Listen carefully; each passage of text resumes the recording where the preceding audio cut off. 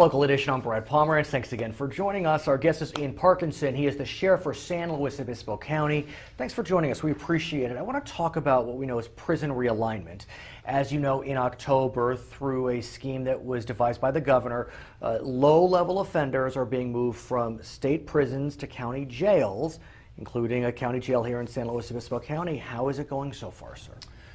So far it's going as expected. We were anticipating 9 in the month of October. We were at 14, so very close to what we anticipated, and we're getting off the road with off the ground with our programs within the jail. So that part is progressing. Let's talk about the programs in the jail, because one of the intended benefits of realignment was that the counties could met out rehabilitation programs more effectively. And so I want to get a sense from you. I know that this county specifically is working diligently to increase rehabilitation efforts. Tell me about it. Yeah, it's actually a good big plus of realignment, because we're committing in this first 10-month period about 1.2 million toward programming, and the whole idea is to try to reduce our jail population and reduce our recidivism rate. So it's moving well. At the same time, all county jails in all 58 counties were really built in a lot of ways as a kind of a holding cell, for lack of a better term, as people are being transferred to state custody or for short sentences.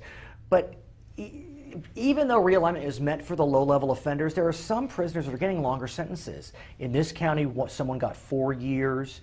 I know in Riverside County, someone got 14 years. What are you doing about these people with these extended sentences? Well, that's definitely a challenge. And you mentioned that, the purpose of jails, it's short-term housing, and prison or long-term housing. So we're having to change the way we do things. We're looking for partnerships with the courts on split sentences, so they're doing half their time in custody and half out. We're looking for other opportunities, such as on our honor farm, where they're doing community work. They're doing other projects that really get them out of that environment of just being locked down. Let's talk about these split sentences and that possibility. I understand that you are looking to increase an at-home detention program.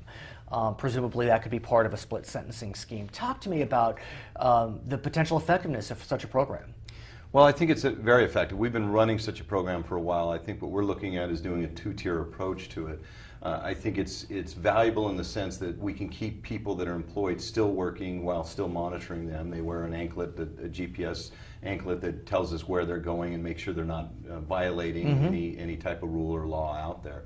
I think the program is good for decreasing that population and actually a kind of a transition phase back in society. There are some folks who are saying either realignment is an early release program, which I understand it is not, and some even using some serious scare tactics, that people are going to be let out of prison and you're at risk of being a victim. How would you respond to that? Do you agree with that analysis?